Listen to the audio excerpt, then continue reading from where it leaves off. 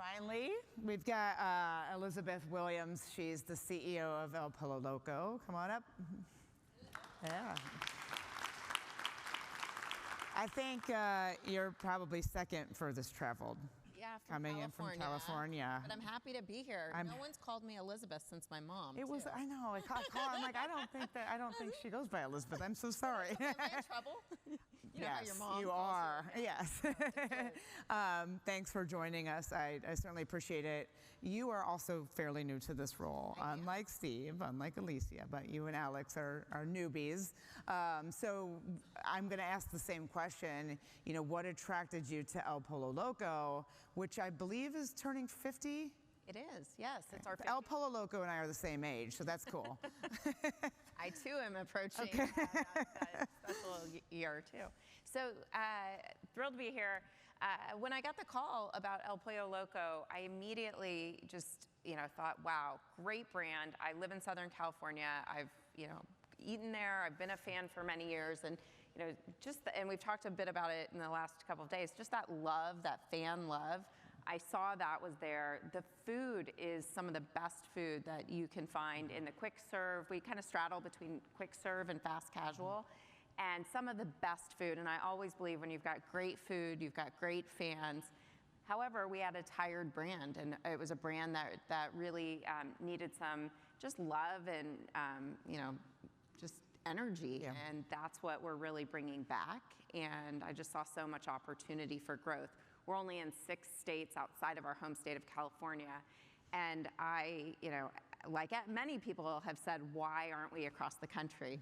And I saw that as a huge opportunity, and around the world. We're in one country outside the U.S. And what's that? We're in the Philippines. Okay. Yeah.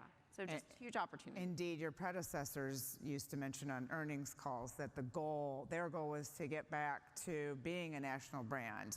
It sounds like you're maintaining that goal. Absolutely. There's, people eat chicken all across the world, certainly across I've read that. the country. It seems to be the protein that's kind of in vogue right now. We've been doing it for 50 years.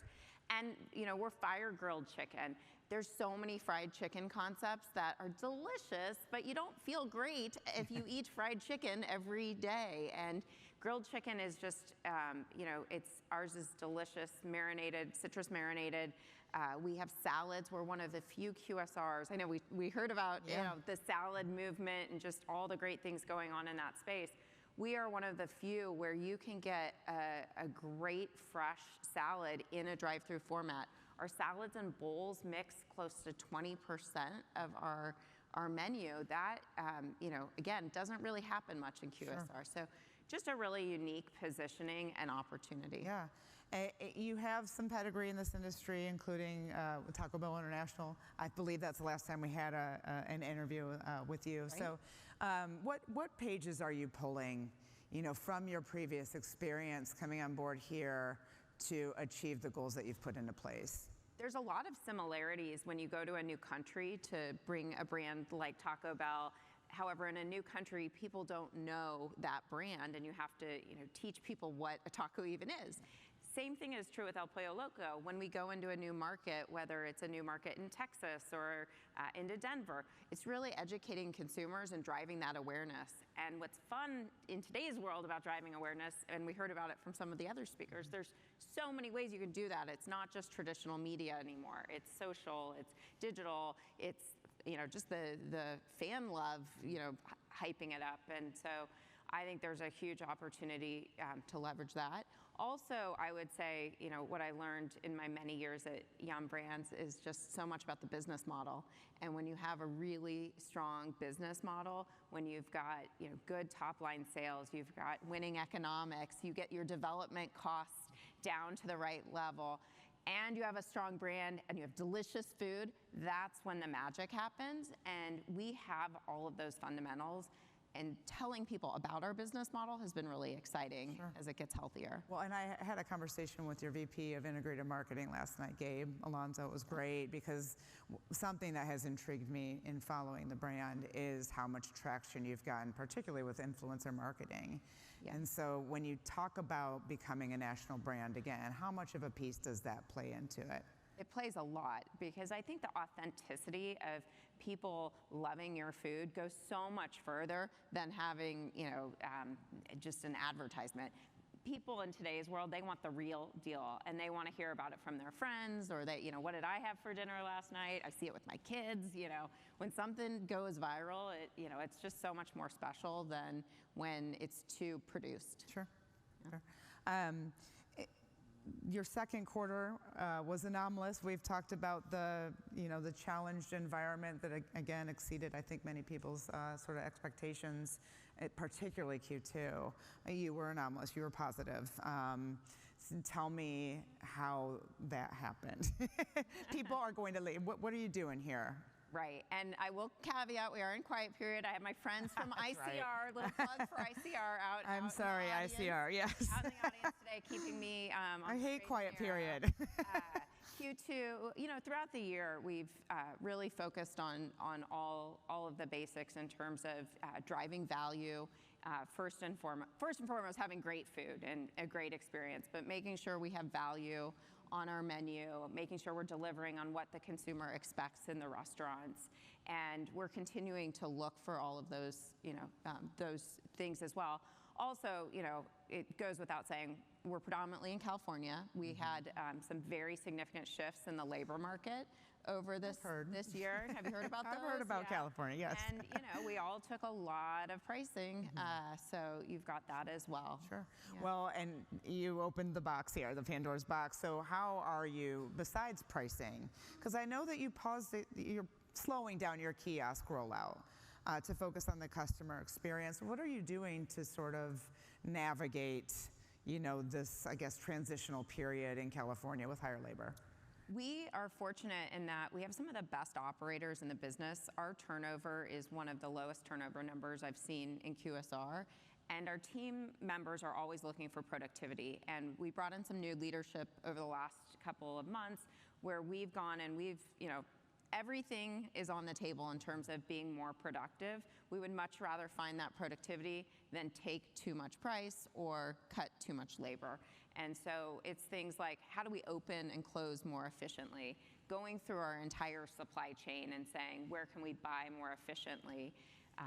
Really looking at even the lighting, in our parking lots. How do we make sure the lighting turns on at just the right time so we're not, being inefficient? And for all of you, as you're looking at your business model, I'm former CFO. Nothing is too small. Like those pennies add up to dollars, and so we took that mindset and really used this as an opportunity to go back and look at everything. And then with kiosks, we are still.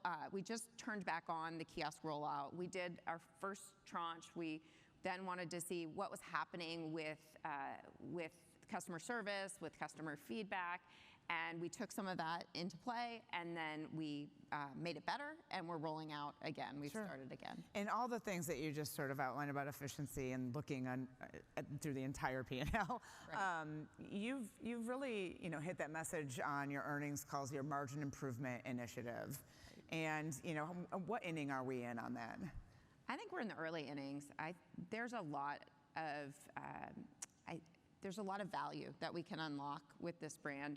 I'm a big believer in you got to unlock it from growing top line. You got to grow, grow, but you also have to focus on the middle and just prioritizing and making sure we've got the right people to unlock that. And there's so many great resources in this industry, using the third-party resources that know how to come in and do productivity. I appreciate that as a somewhat smaller brand. I've been able to call upon some folks I've worked with over my career, and they're terrific. Okay. You talked earlier about everybody's eating chicken. We're seeing some non-chicken brands really push the gas here. I've covered. There's a chicken Big Mac. I don't know if you heard about that. I saw that. And your former employer is going pretty deep on Cantina chicken. How are you going to maintain your competitive edge here? The first part that I absolutely love is we cook our chicken fresh in our restaurants every single day, all day long. And we're marinating it, and it's the freshest chicken you can get anywhere. And so that's number one. And the quality of it is going to be that much better because it's fresh and it's freshly prepared right in front of you in our restaurants. I think we'll win with that all day long. And then just our flavors, no one can match our flavors. So I think we have a distinguished product. Okay. Year two, you're coming into year two. What are we going to expect here? More growth across the country, like we started the conversation. I was just in Dallas yesterday visiting restaurants. People eat chicken all across the country, as we talked about. Lots of chicken. Just growing. Okay.